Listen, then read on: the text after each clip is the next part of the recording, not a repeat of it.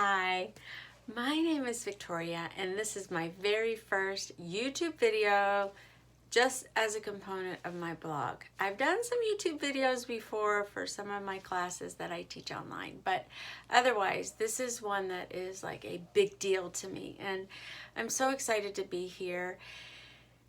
What am I doing? Okay, what I'm doing is I'm a Christian blogger and I have been blogging since 2013.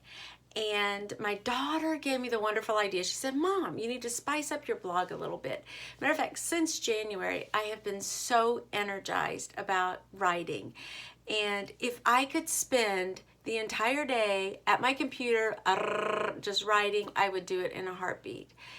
And I've really been inspired by Kathy Heller, who is quityourdayjob.com, and she's got so many great tips about kind of finding your side hustle and what that means. So I'm really just beginning to chase my bliss or blisters because it's such a hustle.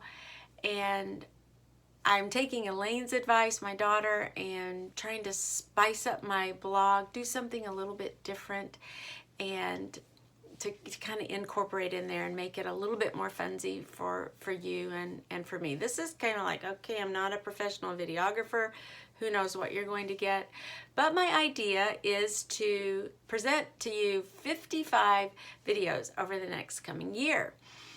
This next year. And why 55? Because I am double nickels. I just turned 55 and I'm really energized about what I'm doing. And purposefully my what am I called to do? I know that I'm called to be a teacher, an instructor, an explainer. I've got so many words in this ad.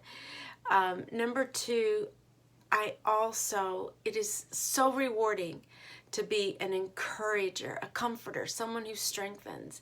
And so I'm trying to make those two identities that I have, those two callings kind of collide together. And because that's what is really turning my engines these days and really gets me going, and I'm super jazzed about it. So that's why I'm doing what I'm doing. And what is my blog all about? Well, the blog is startwithagratefulheart.weebly.com. And so it's self-explanatory, right? It's start with a grateful heart. It's not just start each day with a grateful heart, but start each moment with a grateful heart.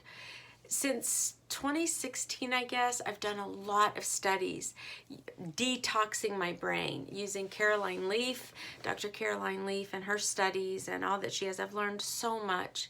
And to me, when I say start each moment with a grateful heart, part of that is taking every thought that we have captive, especially those thoughts that are not true, that are deceptive, that are lies that we may believe.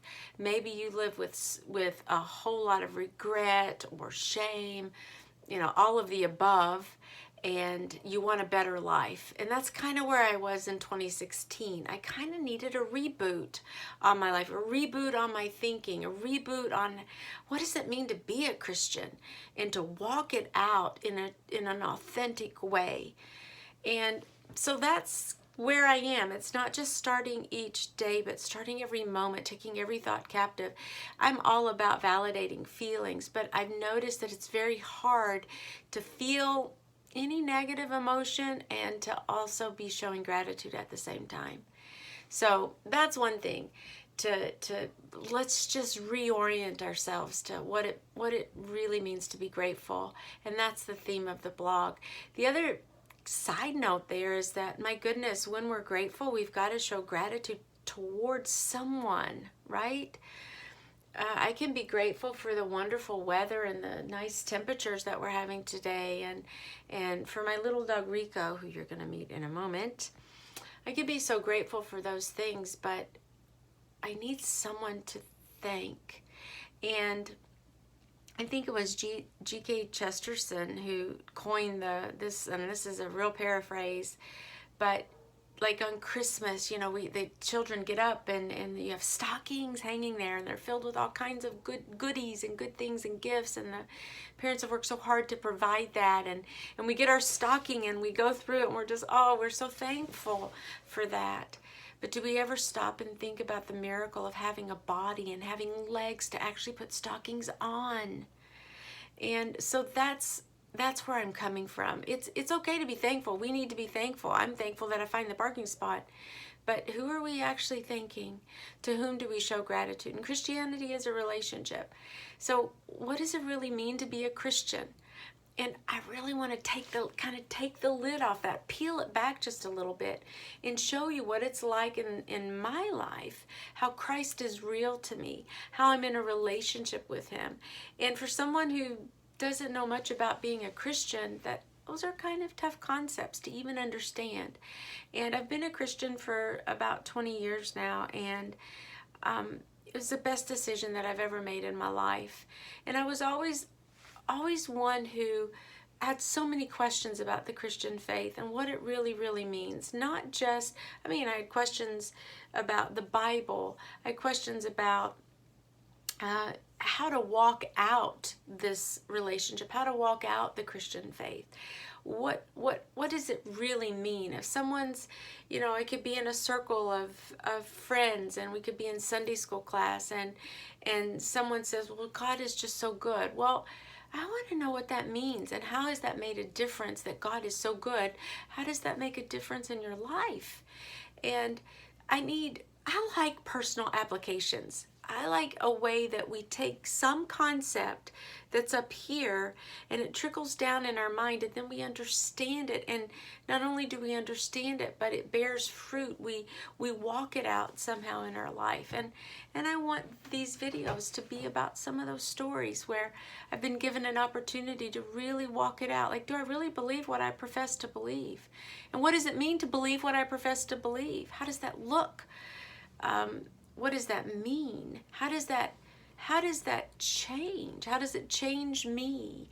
What difference does it make in my life? So I want us to do that in a few of the video episodes. And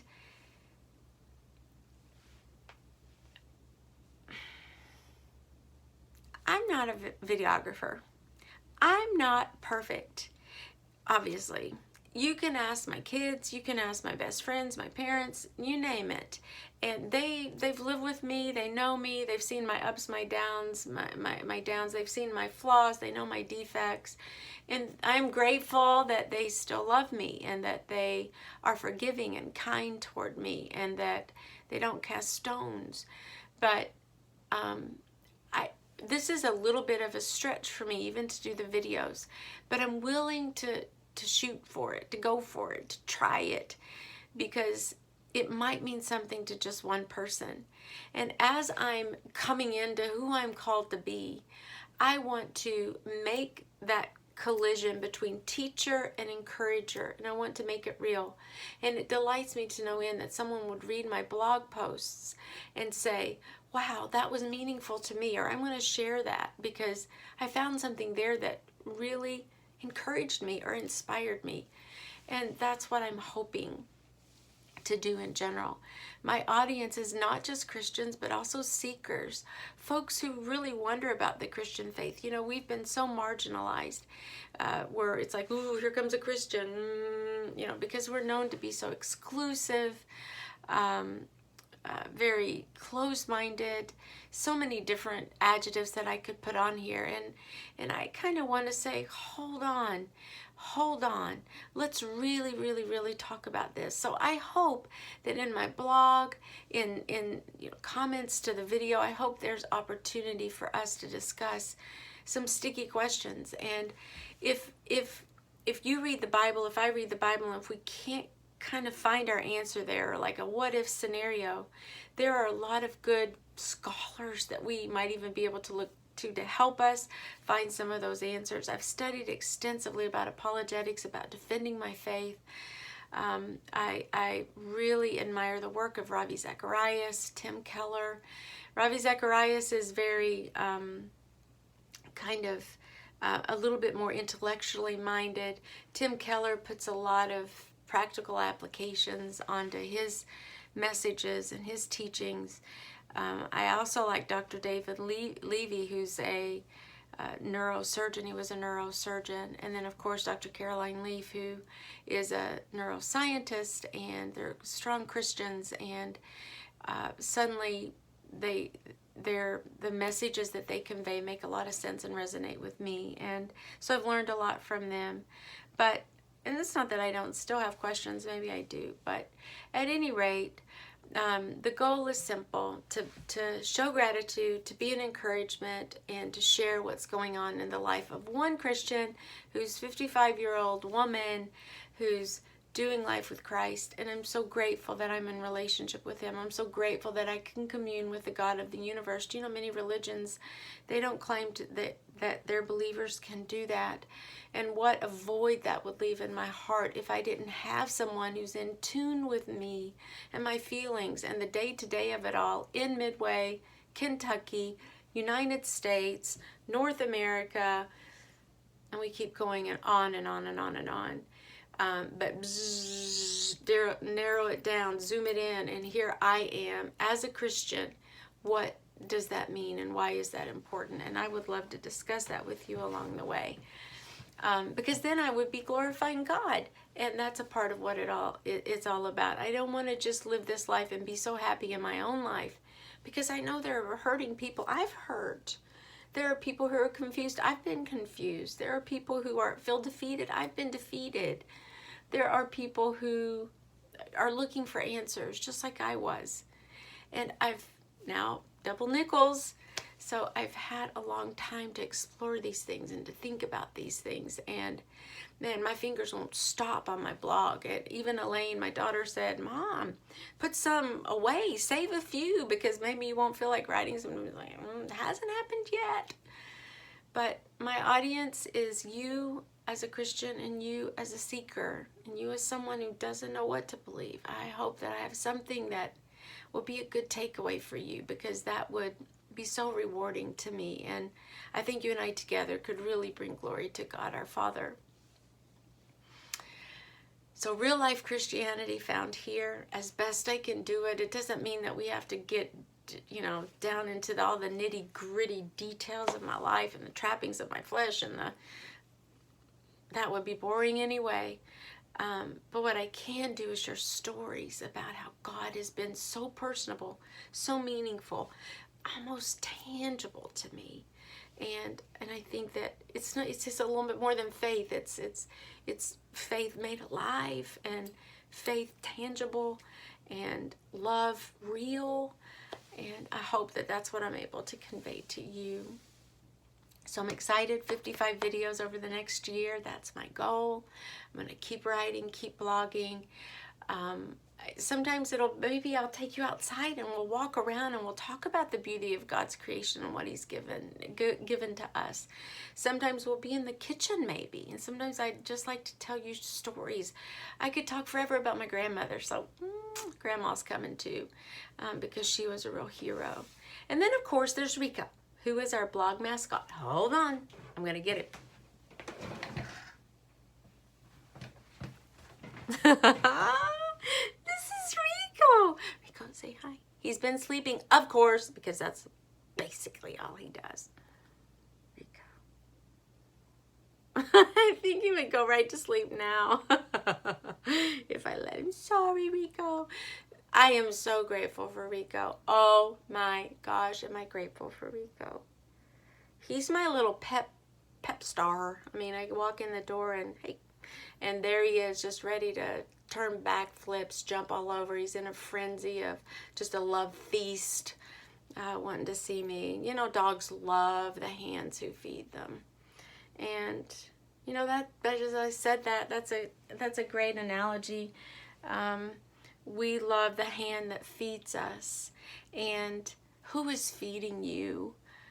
What are you eating? What are you consuming? And I'm talking about in a spiritual sense. God's word says to open our mouths wide and he will fill it, you know, so that we're satisfied and that we're satiated with him. Even Jesus is like it. His word is like living water. Jesus tells a lady who was kind of one of the bad ladies. He meets her at a well as she's gone to draw water, and he tells her, you know, you know, I have water that will cause you never to thirst again. And you know, do you want that water? Do you want to be filled like that? Do you want to